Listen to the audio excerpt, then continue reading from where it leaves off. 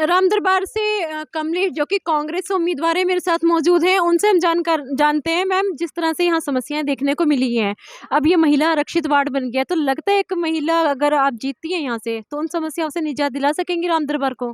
देखिए, ये जो समस्या है ना वो बीजेपी ने दी है, ठीक है। और बीइंग कांग्रेस के कैंडिडेट, मैंने पहले भी 96 में यहाँ पर काम किया है। उसके बाद जनरल सीट, पहले रिजर्व सीट से काम किया था, और तब उसके बाद फिर मैंने काम इतने ज़्यादा लोगों के सहयोग से हुए, फिर मैंने यहाँ पर जनरल सीट हो गई थी, तो जनरल सीट में मैंने इलेक्शन लड़ा यहाँ से, ठीक है।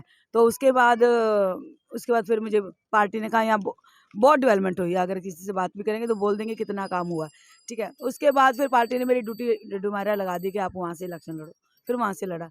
अब वापस ये एरिया आरक्षित हो गया महिला के लिए, तो फिर मैंने कहा कि अब रामदरबार में बहुत गंद पड़ चुका है, जगह जगह गंदगी है, कूड़ा है, कोई मेंटेनेंस नहीं है, कोई लाइट नहीं है, हर तरफ से परेशान है लोग। तो यहाँ के लोगों की यही डिमांड थी कि मैडम आप प्लीज़ आ जाओ, क्योंकि आपके अलावा यहाँ पर काम किसी ने नहीं किया, और ये सच्चाई है, मेरे बाद यहाँ काम हुआ ही नहीं है। तो इसलिए अब दोबारा आए हैं तो काम करेंगे, हमें तो काम की कोई टेंशन ही नहीं है। काम करना तो हमारा एक क्या कहते हो वो इंटरेस्ट है, अंदर से ही होता है कि काम करो, बाकी कुछ नहीं। तो रहना तो रामद्वार में ही है, जनता के बीच में काम करना है। हम जब यहाँ पर काउंसलर थे तो ये जो सड़क जो आप देख रहे हैं, यहाँ से हम लोग निकल नहीं सकते थे। अगर मैं थोड़ा सा फोटो दिखाऊं यहाँ की रामद्वार की, तो आप हैरान हो जाएंगे कि रामद्वार में इतना नरक था जिसको हम लोगों ने निकाला। यहाँ पर 3 झोपड़पट्टियाँ थी, यहाँ इंदिरा आवास कॉलोनी थी, किसान कॉलोनी थी और 31 सेक्टर की कॉलोनी थी। उन सबको हमने मकान दिए, लोगों के बीच में रह के। डिपार्टमेंट को यहाँ बुलाया, लोगों को वहाँ नहीं पहुँचाया कि आप वहाँ जाके अपने कागज भरो, अटैच कराओ, फलां कराओ, ढिमका कराओ, ये कागज दो, वो कागज नो। हमने डीसी से ये कहा कि इतना लोग वहाँ आए, इससे अच्छा कि तुम्हारा 4 बंदे आके यहाँ पर घर, एक तो तुम्हारी विजिट हो जाएगी, तुम्हें आंखों से नजर आ जाएगा हाँ भी यहाँ बंदे रहते हैं, ठीक है। सर्वे भी हो जाएगा तुम्हारा, उन लोगों को मकान मिलेंगे। हमने विद इन 1 ईयर 96 में दिसंबर में इलेक्शन हुए जैसे आजकल हुए, उसके बाद जनवरी में 97 में अप्रैल 13 अप्रैल से 10 अप्रैल को हमें कहा गया कि इन कॉलोनियों को उठा दिया जाएगा जबरन। तो हमने कहा जबरन तो उठेंगी नहीं, जब हमारे कांग्रेस पार्टी की नीतियां हैं, इंदिरा आवास योजना, अम्बेडकर योजना, उनके तहत इनको मकान दो और उठ जाएंगे, आपकी समस्या खत्म और उनकी भी खत्म। गरीब आदमी 2-2 रुपये लेके मकान बनाता है, झुग्गी पाता है, तो आज उनको मकान की जरूरत है, आप मकान दीजिए। तो वो पूरा स्टाफ यहाँ आया और उनको हमने यहाँ से मकान दिए, 5000 लोगों को मकान दिए। 31 सेक्टर को हमने भेजा मौली जागरा विकास नगर में, और जो किसान था उसको सेक्टर 52 में भेजा, और जो इंदिरा आवास था उनको 56 में भेजा। तो काम के लिए तो एरिया में रहना ही पड़ता है लोगों के बीच। अगर तुम सोचो वहाँ बैठ के काम होंगे, तो भैया हमने काम कराना लोगों के सुविधा को देखते हुए भी, लोगों को कैसे बेनिफिट मिल सकता है। जो काउंसलर होता है वो एक जनता का प्रतिनिधि है, अफसरों के बीच में जाके बीच का रास्ता निकाल के जनता को सुविधा देना एक प्रतिनिधि का काम होता है। और उसके बाद जैसे आपने शुरू में देखा होगा, गार्डन बनवाया, और ऐसे 4 पार्क है, ठीक है। तो एक हमने चिल्ड्रन पार्क बनाया, एक प्लेग्राउंड बनाना चाहते थे, जो टेन्योर पूरी होगी, और उसके बाद वो सिर्फ ग्रिल लगवाई, और उसके बाद नेक्स्ट काउंसलर का काम था कि वो उसको बनाता, वो नहीं बना पाया।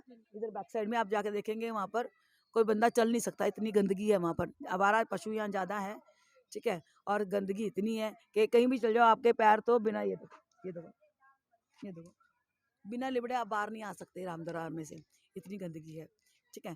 और यहाँ मॉडल स्कूल नहीं था, कॉलोनियों में होता ही नहीं था मॉडल स्कूल, क्योंकि सोच ही नहीं होती थी कि कॉलोनी के बच्चे भी कभी मॉडल बन सकते हैं और वो भी कभी आगे बढ़ सकते हैं। तो हमने बड़ी जिद करके एडवाइज़र से कि हमें हमारे बच्चों को हम पढ़ाना चाहते हैं, हम नहीं पढ़ पाए, हमारे पेरेंट्स नहीं पढ़ पाए, पर बच्चों को तो पढ़ाना चाहते हैं ना, तो आप हमें मॉडल स्कूल दे दो। क्योंकि हमारे रामदरबार के बच्चों को, कॉलोनी के बच्चों को सेक्टर वाले पढ़ने के लिए परमिशन नहीं देते, उनके बच्चों को स्कूल में एडमिशन नहीं मिलती थी। तो हमने कहा भाई वो देते नहीं है, हमारे बच्चे क्या पढ़ेंगे नहीं, तो आप हमें मॉडल स्कूल दो। तो बहुत मेहनत करने के बाद फिर उन्होंने कहा कि नर्सरी से देंगे, पूरा स्कूल मॉडल नहीं बनाएंगे आपका। हमने कहा चलो ठीक है आप दो, हम 12 साल इंतजार कर लेंगे, एक क्लास बढ़ते बढ़ते 12वीं तक तो हो ही जाएगा 12 साल में। तो 12 साल में जाके अब मॉडल स्कूल हुआ, ठीक है। अब क्या है कि अब वो स्कूल में स्ट्रेंथ इतनी ज़्यादा होगी, एक एक क्लास के अंदर 90-90 बच्चे हो गए +1 के अंदर, तो 3-3 सेक्शन है, उसके बावजूद भी लोगों की भरमार है, बच्चे बहुत आ रहे हैं उसके अंदर, अच्छी बात है, बच्चे पढ़ने चाहिए। तो अब या तो इस स्कूल को बढ़ाया जाएगा या नया स्कूल बनाया जाएगा। जाके एक नींव तक नहीं रखी है किसी मकान की, तो लोगों को एक झूठा बोलना, उनको धोखा देना, ये गलत बात है। हम वही बोलते हैं जो हम करा सकते हैं या जो हम करेंगे, उसके लिए पीछे नहीं हटेंगे। ठीक है, मकानों का मालिकाना हक हो गया। यहाँ पर एक स्पोर्ट कॉम्प्लेक्स होना चाहिए, यहाँ के नौजवानों की ज़रूरत है। जब हम पहले थे तो तब हमने यहाँ पर एथलीट चैम्पियनशिप करवाई, जिससे कि जो एथलीट चैम्पियनशिप जो 27 सालों का रिकॉर्ड था उस टाइम के एथलीट चैम्पियनशिप हमेशा डीएवी लेके जाता था। फर्स्ट टाइम हमारा रामद्वार लेके आया था। ठीक है, तो मतलब यहाँ पर लोगों के अंदर टैलेंट है, उस टैलेंट को हमें बाहर उभारना है। स्पोर्ट्स कॉम्प्लेक्स बनवाएंगे ताकि बच्चे हमारे उसको करें। एक मैरिज पैलेस की मुझे अभी हम घूम रहे थे, लोगों ने कहा कि मैडम वो जो बाहर मंडी ग्राउंड की तरफ वो है जगह है, वहाँ पर मैरिज पैलेस सा हो जहाँ हो सके। और एक हमने मंडी भी लगवाई, किसान मंडी कभी किसी कॉलोनी में नहीं होती थी, वो पहली बार हमने इस कॉलोनी में लगवाई। उसके बाद फिर हमने डुडमारिया कॉलोनी में भी लगवाई। ठीक है, और बस यहाँ बसें नहीं आती थी, कहते नहीं नहीं इसका नाम बदनाम इतना था कि यहाँ बसें नहीं आती थी। फिर बसें भी यहाँ शुरू करवाई, बस को शेल्टर बनवाए, बाथरूम बनवाए, पार्किंग बनवाई। उसके अलावा अब एक तो ये है मालिकाना हक है, दूसरा कम्युनिटी से ये जो मैरिज पैलेस की बात है, वो कॉम्प्लेक्स है। छठ पूजा के लिए हमें एक यहाँ पर स्थान देना है, लोगों को स्कूल की अपग्रेडेशन करवानी है, डिमांड करेंगे नया स्कूल हो यहाँ पर।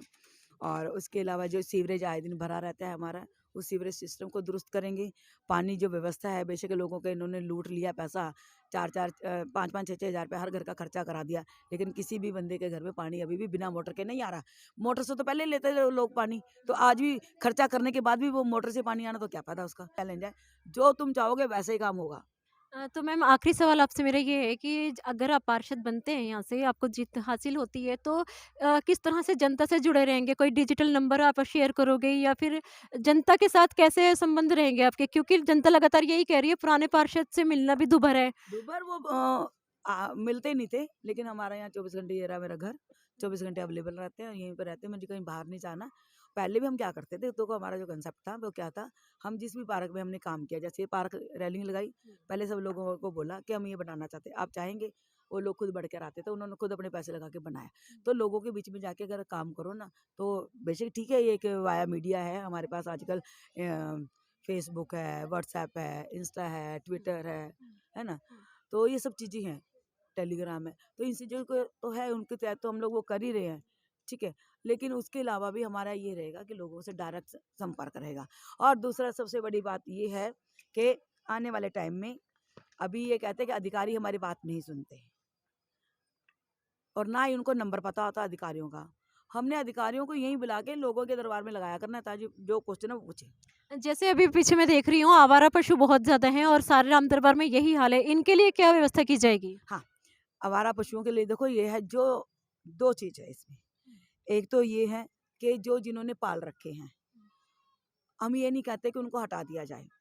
हाँ, ये एक यहाँ की ज़रूरत को भी पूरा कर रहे हैं, लोगों को दूध की ज़रूरत है, तो इनके लिए एक प्रॉपर जगह देनी चाहिए नगर निगम को, ताकि ये एक व्यवसाय है उनका तो वो हो। और जो आवारा है, नगर निगम में पहले कांग्रेस ने जो आवारा थे, जिनका कोई मालिक नहीं था, उनको गौशाला में स्थान दे, ताकि वो गलियों में क्यों घूम रहे हैं, क्योंकि उनको खाने को नहीं मिल रहा है। अगर गौशाला में रहेंगे, उनको चारा मिलेगा, तो वो बेचारे सड़कों के ऊपर क्यों आएंगे। तो इसलिए इनको जितने आवारा हैं उनको जो गौशाला में स्थान दिया जाएगा, और जो दुधारू है और जो पालने वाले व्यक्ति हैं उनके लिए एक अलग से स्थान बनवाएंगे नगर निगम से कह के कि इनको अलग से जगह दी जाए। क्योंकि एक ये भी, जब हम लोग रेडी फडी वालों के लिए डिमांड करते हैं, दुकानों के लिए डिमांड करते हैं, तो ये भी एक एरिया को फीड करते हैं, इनके लिए भी होना चाहिए, डिमांड करेंगे इसकी भी।